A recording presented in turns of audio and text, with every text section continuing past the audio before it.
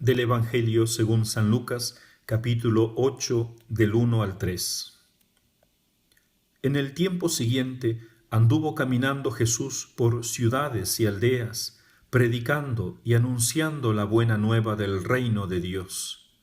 Y con él los 12, y también algunas mujeres que habían sido sanadas de espíritus malignos y enfermedades.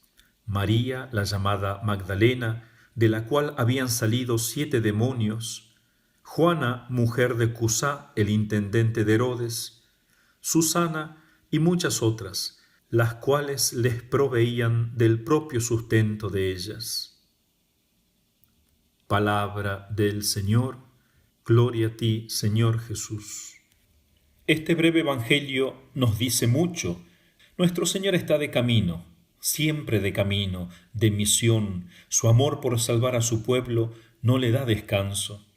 Y en esta gigantesca e ingrata tarea, pero a la vez la más entusiasmante de todas, por eso San Pablo decía, ay de mí si no predico el Evangelio, en esta tarea misionera no está solo, sino que invita a hombres y a mujeres a participar en esta misión católica, o sea, universal.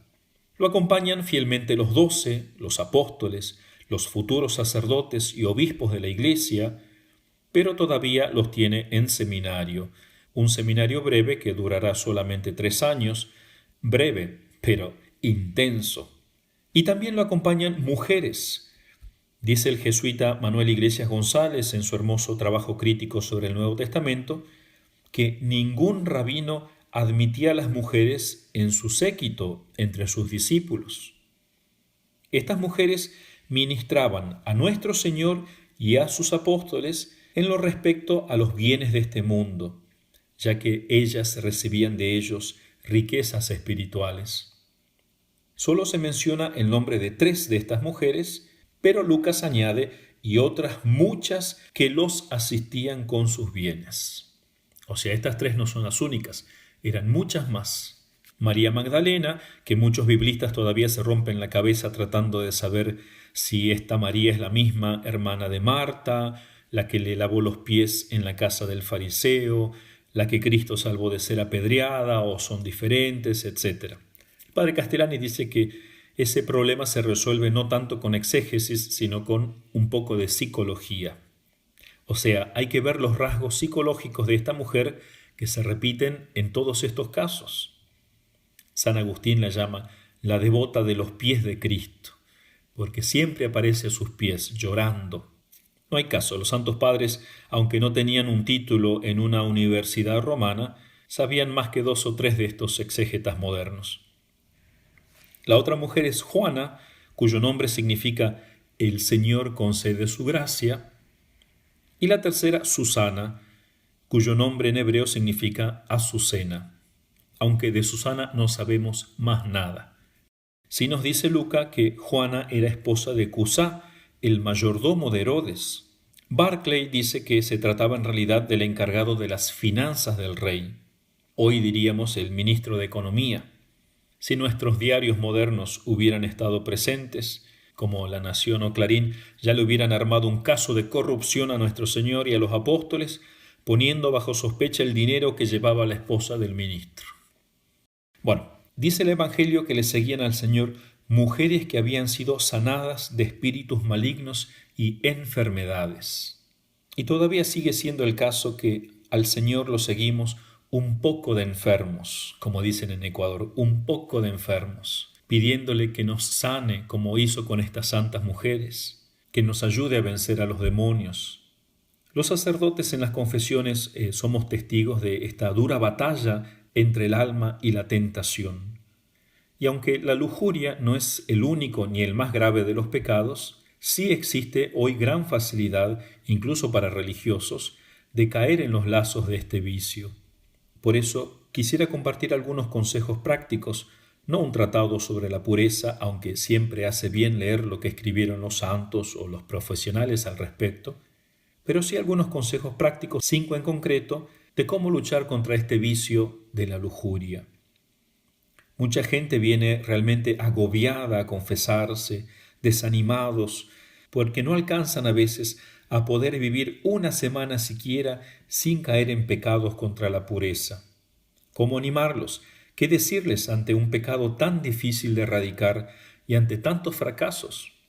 5 consejos me parecen que pueden ayudar. Primero, ya hemos caído. Bueno, hay que aprovechar esta caída. ¿Para qué? Para ver mejor lo que necesita nuestra alma. Analizar qué es lo que nos da pereza hacer, pero es preciso si queremos ordenar la vida. No basta con ir a confesarnos, tenemos que tomarnos el tiempo para analizar, preguntarnos por qué no fueron efectivas las resoluciones pasadas, las promesas que hice la última vez que me confesé. Tal vez no tengo un plan de cambio, o no observé el plan que tenía, o debo hacer uno nuevo. No sé, cada uno vea, analice, pida luz a Dios, que Dios nos la dará. Segundo, debemos decidirnos a rezar más. Eso lo sabemos, pero me refiero a sentir la necesidad de rezar, de implorar, de gemir. Porque esta no es una gracia pequeña que pedimos. Vencer la lujuria en muchos casos es casi un milagro. Aquí creo que ayudaría mucho al que pueda aprender a rezar con los salmos, porque los salmos son gemidos que brotan del alma iluminada por el Espíritu Santo, que es quien nos enseña a rezar. Los salmos son una verdadera escuela de oración. Nosotros los sacerdotes, las religiosas, tenemos que rezarlo todos los días, al menos 12 salmos diarios. Pero la cosa es esta, tenemos que convencernos de que necesitamos rezar. No solamente decir, tengo que rezar más, sino desear rezar más. Necesitamos gemir, implorar más. Y por supuesto hay que organizar esta oración. ¿Cuándo voy a rezar? ¿Qué voy a rezar? ¿Dónde voy a rezar? Etcétera. Tercero, tenemos que decidirnos a hacer más penitencia. Lo mismo, no se trata de decir solamente tengo que hacer penitencia, sino el buscar enamorarse de la penitencia, desearla. Como María Magdalena, fue la mujer más penitente de la Iglesia. Ella amaba intensamente a nuestro Señor, pero el amor, como nos habremos dado cuenta, muchas veces no nos alcanza. Cuando viene la tentación, nos olvidamos fácilmente del amor a Dios. Por eso es necesario tener la carne en constante penitencia, nuestro cuerpo y nuestra alma también en constante penitencia. Cada uno verá cómo. Pero poco a poco tenemos que ir acostumbrándonos a practicarla más hasta enamorarnos perdidamente de la penitencia. Cuarto consejo, tenemos que humillarnos. Aceptar que somos un poco de enfermos que seguimos a Jesús, que no estamos bien, que ha habido una revolución en nuestro interior obrada por el pecado y que no queremos saber más con revoluciones. Tenemos que aceptar que como enfermos que estamos necesitamos un tratamiento, necesito un doctor y necesito enfermeros también, pero no queremos aceptar esta amarga realidad porque es humillante. Pero la humillación es parte de la curación de cualquier pecado, pero de modo especial del pecado de la lujuria. Y humillarse no solamente en la confesión, que ya bastante esfuerzo tenemos que hacer a veces para ir a confesar los mismos pecados vergonzosos una y otra vez, sino que también tenemos que humillarnos en la dirección espiritual seria. O sea, no basta con confesarse muchas veces, sino que necesitamos una ayuda especial, tomarnos un tiempo para hablar más a profundo nuestro problema con un sacerdote, o con un profesional católico, o mejor con ambos, para buscar la raíz del problema, lo que no está ante nuestros ojos, porque hay cosas que nosotros no conocemos de nuestro problema, que si lo hiciéramos nos ayudaría muchísimo a salir, a escapar de esta trampa. Y aunque puede ser que sea verdad que uno no va a aprender nada nuevo, porque el cura tiene pocas luces, o peor, tiene pocas pulgas, pero no por eso deja el Señor de bendecirme si yo voy y hablo a fondo con un sacerdote, al menos una vez al mes o según la necesidad. Y aunque no me diga nada nuevo, estoy venciendo el orgullo, que es lo que potencia todo pecado, especialmente la lujuria, porque siempre el orgullo y la lujuria andan juntos y se ayudan. Quinto y último consejo. Hay que hacer aquello que dice Santa Teresa de Jesús, la reformadora, en su Camino de Perfección 21.2. Digo que importa mucho y el todo una grande y muy determinada determinación de no parar hasta llegar. Venga lo que viniere, suceda lo que sucediere, trabájese lo que se trabajare, murmure quien murmurare, siquiera llegue allá, siquiera se muere en el camino, o no tenga corazón para los trabajos que hay en él, siquiera se hunda el mundo. Hermoso texto. Hay que tener una determinada determinación para poder alcanzar la santidad o vencer el pecado, que es lo mismo. O sea, hay que ser cabeza dura. No tendemos que rendirnos fácilmente, nunca. Aunque la batalla sea dificilísima, casi imposible, aunque nuestra miseria y maldad sea inmensa, siquiera se muera en el camino o se hunda el mundo, dice Santa Teresa. O sea, así no lleguemos nunca a vencerlo totalmente en nuestra vida, al menos que Dios nos encuentre luchando, y luchando con valentía, que es lo opuesto de lo que el pecado y el diablo buscan cada vez que nos hacen caer, que nos abandonemos al mundo, a sus lazos, que dejemos de pelear. Y para tener esta determinada determinación, este ánimo, hay que creer verdaderamente en el poder de Dios. Miren, cuando Dios liberó al pueblo israelita de Egipto y los hizo acampar frente al Mar Rojo, y el faraón salió en su búsqueda, parecía que al faraón no le bastaron las 10 plagas, le hacía falta una más. Es muy hermoso lo que comenta Monseñor Straubinger en su traducción bíblica al capítulo 14.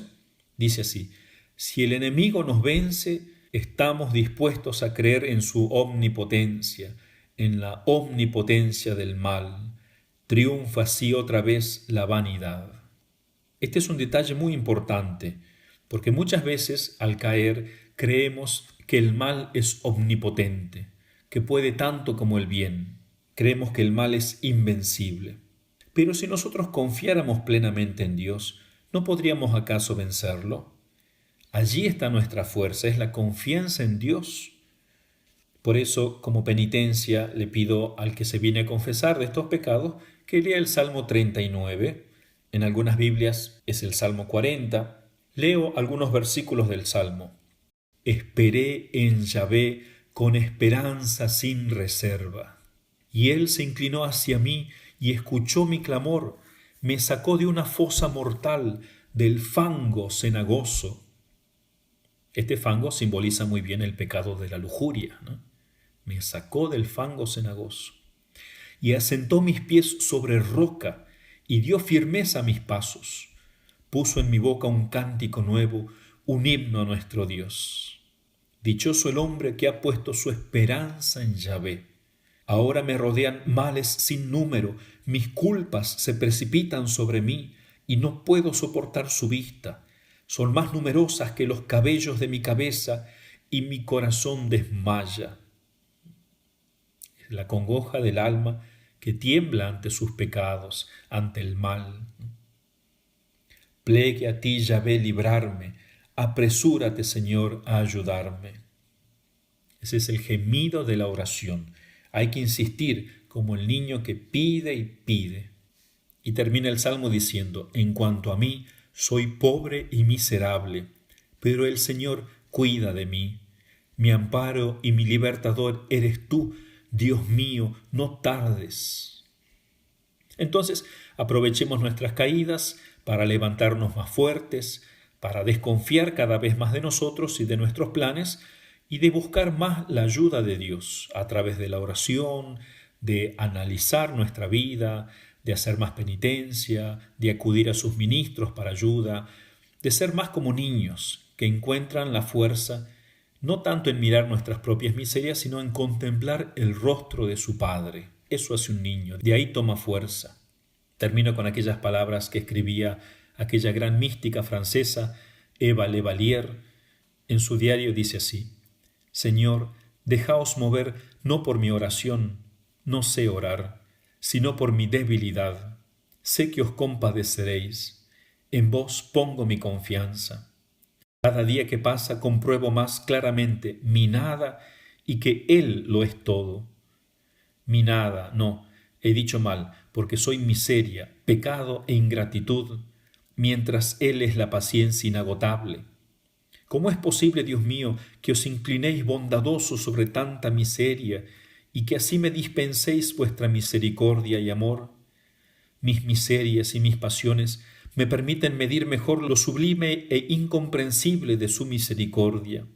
Conociendo quién soy, criatura hecha de fango, me permitís que olvide mi despreciable ser para elevarme a vos.